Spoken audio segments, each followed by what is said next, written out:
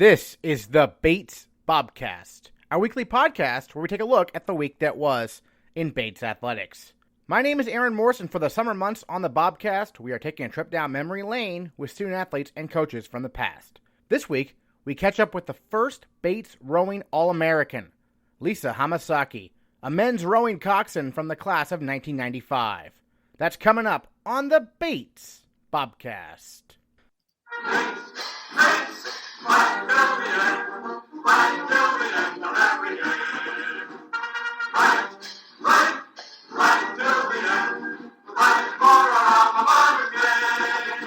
Today, the Bates rowing program is a national powerhouse, with the women having won 4 NCAA championships in the last 5 seasons, and the men having become the first NESCAC program to compete at the IRA National Championships. Sporting a donor-funded boathouse on the Androscoggin River that is the envy of collegiate rowing, the Bobcat program is a force to be reckoned with.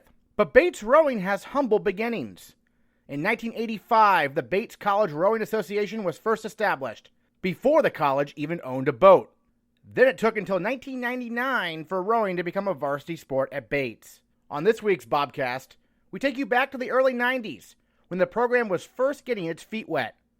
In 1995, men's rowing coxswain Lisa Hamasaki put the Bobcats on the map, becoming the first All-American in the program's history. She joins the Bobcast to reflect on what first took her from California to Bates, and what it was like being a coxswain in the time of wooden boats and a much different Androscoggin River. I was a coxswain all through high school. I think my freshman year, I had delusions of being a rower, but I'm 5'3" and weighed nothing. So that didn't last very long. So I became a coxswain pretty early my freshman year of high school and stayed with it all the way through.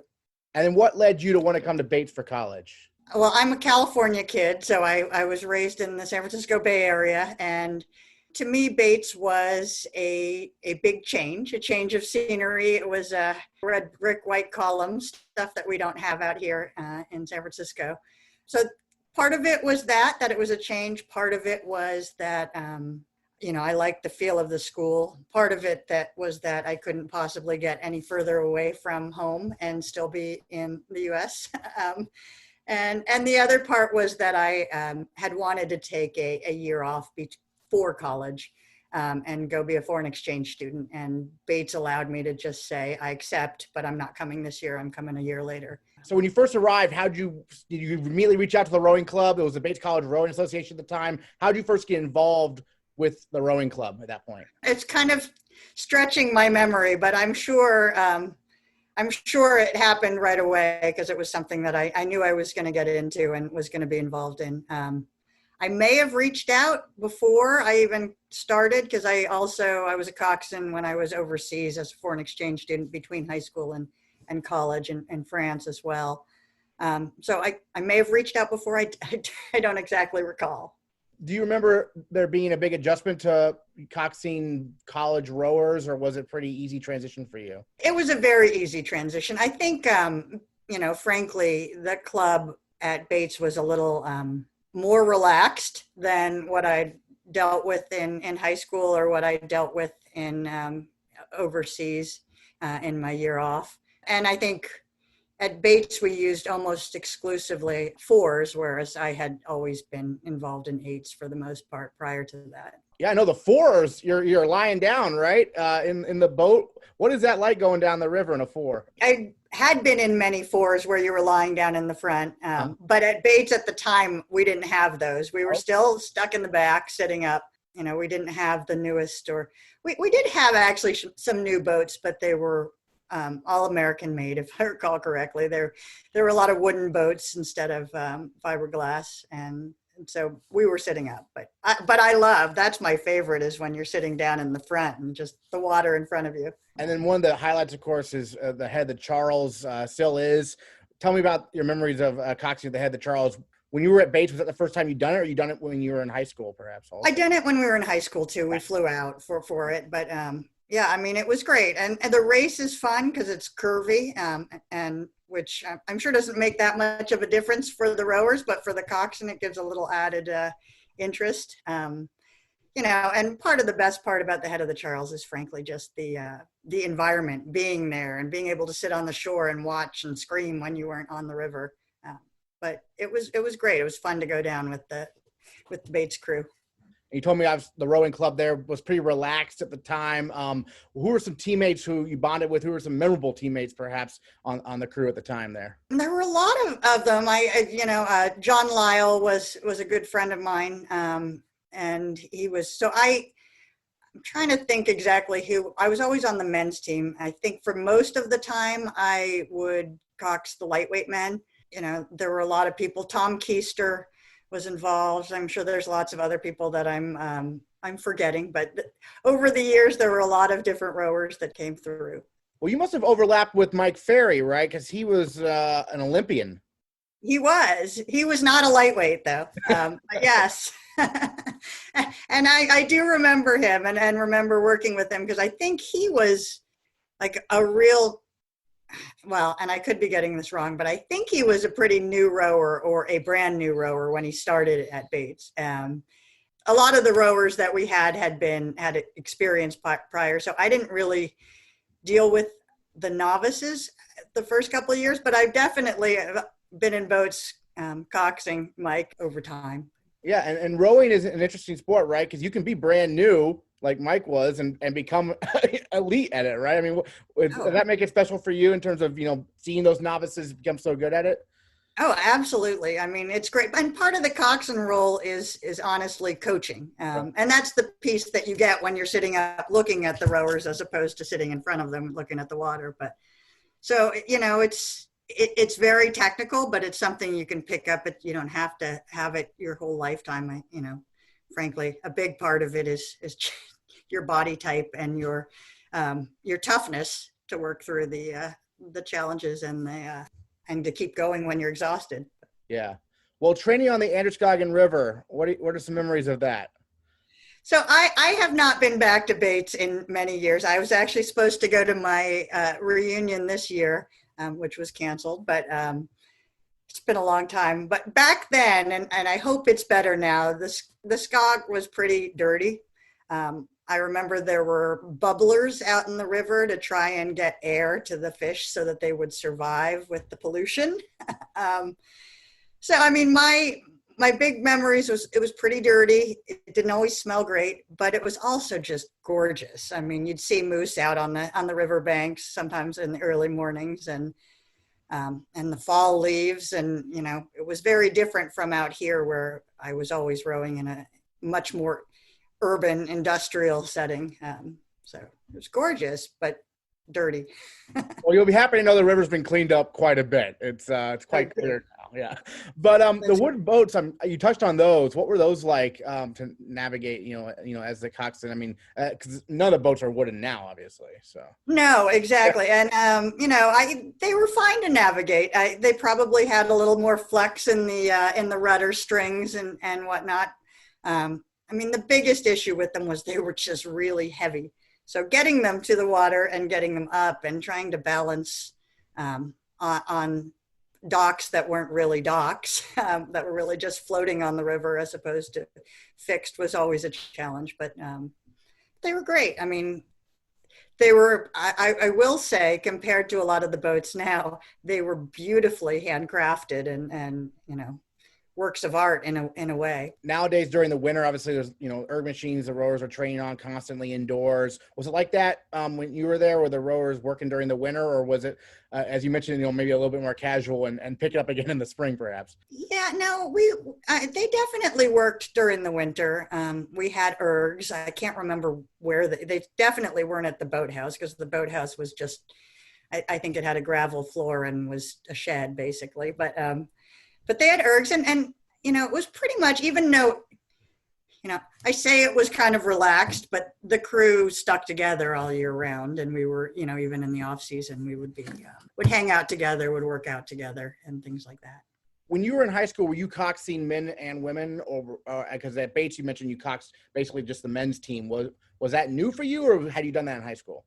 No, in high school, I was a coxswain for women. And then in the year abroad that I did, I was in France and I was a coxswain for men back in France. And then So that's what I'd done, and then came to Bates to do it. And I don't even really remember why I ended up with the men as opposed to the women.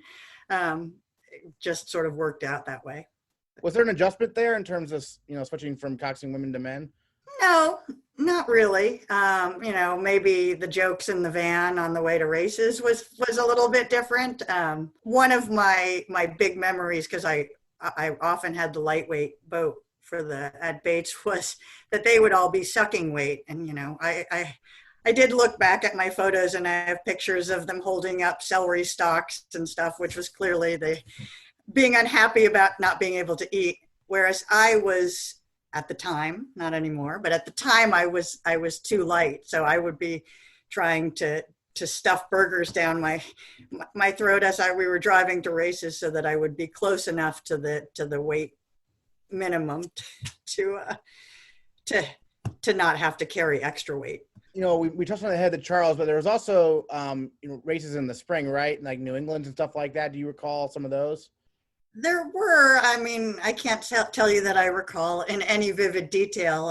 And I was looking through the maybe 10 or 12 photos I have, and I did have a photo of an article where we won something, a New Hampshire regatta. But I mean, I remember more of the duels, to be honest. Like, we would go up and race Colby and other schools than I remember the actual races. And frankly, I probably remember more of the van rides and the just hanging out than I do the actual races. It's been a long time. Well, yeah. What was the team dynamic like, in the van and everything? It was great. I mean, we had a blast. We had a blast all through college, and the team was very cohesive, men's and the women's team together.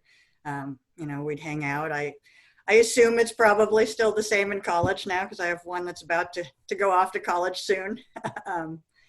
But I mean, we had a blast. I mean, everyone was very serious about rowing, but also, serious about other things and academics and having fun and enjoying college. Well, can you believe now that, rowing not only has become a varsity sport at Bates, but also has been winning national championships? I mean, you're out there in California. They came out there to California a few years ago, obviously competed there, the women did. And what's that like to see the growth of the program over the last years? I think it's awesome. I mean, it's amazing. And especially, and I don't know how exactly the team works now, but, one of the biggest changes for me going from high school to college was the river froze. So there were big periods of time when you weren't able to get out and practice. And out here in California, it was year round. We were constantly on the water. So to do that and not be able to row during the winter is amazing. I mean, it's great to watch. I kind of wish that it had been a varsity sport when I was there. Yeah. And well, in 95, even though it wasn't a varsity sport yet, you were named an All-American. Do you remember who told you about it, how you found out, what that was like? I remember that my coach at the time had told me that she'd nominated me. I don't think I found out more than hearing from her, and then at the time it would have been published in US Rowing magazine. And I remember thinking it was interesting, since I wasn't really an athlete, but it was a great honor. I mean, it was terrific after all this time. And I think it was, when was it, 95? Yeah. So I had just come back from a year at Oxford where I'd coxed there too. So, I mean, it was a great end to my coxing career. So you took a junior year abroad at Bates? Yes. Yeah. Okay. What was that experience like? It was awesome. I was at St. Peter's College, part of Oxford University, for a year, and the rowing was fantastic. I ended up rowing and coaching for my college team.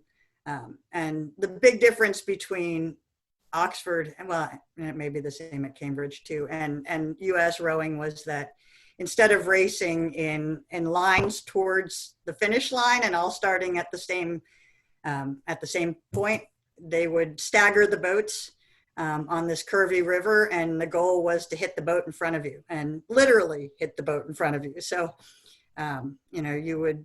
you'd be prepared for boats breaking. There were divers out there if a boat broke, and it was, fun for a coxswain to be able to, focus on moving forward and hitting the boat without hurting anyone, as opposed to just focusing on keeping a straight line and figuring out when to push and when to, and what the race strategy was. Well, that's interesting because the head of the Charles, they always talk about how it's curvy, you go under bridges, but the goal is you don't want to hit another boat in the head of the Charles. That's not good. But I guess the different mentality is different in Europe, at least then, right?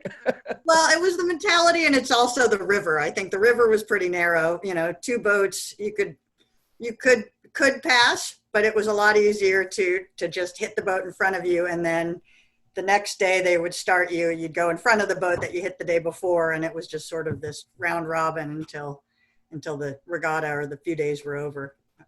So did you find that to be pretty fun? It sounds like a pretty fun experience then. I absolutely did then. I don't know that I'd want to do it now, but at the time, I mean, it was super exciting and it was fun. And there were a lot of bragging rights when you would finish the day and they called it bumping, when you'd bump the boat in front of you, and could go out and brag about it and hopefully not have to admit to being bumped on another day. Well, academically, what was the biggest takeaway you had at Bates? What were maybe some memorable professors or classes you had? Academically, I absolutely loved Bates. I was an English major and I had a secondary concentration in French. And a lot of my classes, especially my last year, were very small. I do remember I did a short term. Do you still have short term? Yes.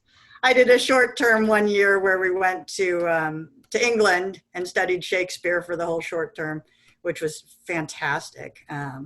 And I certainly remember going through the honors thesis process at the end and that being very stressful. And I can't say I recall specifically classes, and I haven't read Shakespeare in a long time, but it was challenging and it was great. And it put me on my way for my future. And obviously, being a coxswain, being on the rowing team, that's a time commitment. How did you balance that with the academic demands? It was a time commitment, and I tried to be involved in other things too. So it was always just a balancing act. I'm sure I had many all-nighters while I was at Bates, which I try and avoid like the plague now. But, I don't remember. It was just always kind of part of life. So I don't remember it being particularly challenging. And you've been an attorney since you graduated, obviously went to law school and everything. How did your Bates education prepare you for your eventual career? I guess what it did, or what it is, taught me how to work hard and how to analyze things. Certainly, I don't think I took a single law course while I was at Bates. I really was focused on literature and teaching me a good work ethic and doing a lot of reading, which I do now. I was also sort of tangentially involved in the debate team when I was there. So that probably helped to some extent. Great debate tradition here as well, obviously, right? Oh, absolutely. And I was, I was not probably the most committed of the debaters. And I know a lot of people who traveled constantly, and we had amazing coaches for that. Did you continue being a coxswain after you graduated at any point, or were you done at that point? No, I was done. I went directly to law school and didn't have time for that in law school. Do you miss it sometimes being a coxswain? I have friends who are still involved. I mean, now we're adult or possibly senior rowers, I guess. And it's nice to watch them and see the photos. I don't know that I particularly miss it. And I don't miss having to stay down at 105 pounds. So. Well, how meaningful is it for you to be the first All-American in this rowing program's history? Because they've had quite a few since then, obviously, as the program has grown. To be honest, I didn't realize I was until you reached out and called me. It's great. It's frankly, being an All-American is one of those things that in my career and in my being a mom to kids, and it's one of those things that comes up in trivia questions all the time, like, who do you think is an All-American? And no one ever guesses me. So it's a big honor. I'm not sure that I was deserving of the honor, sitting and coaching and coxing from the back of the boat, but it was terrific. And I'm thrilled. I'm honored to have been the first and to have been one at all. Next time on the Bates Bobcast, we'll interview another Bobcat from days gone by. Find out who next time on the Bates Bobcast. Bates, Bates, my champion, my champion.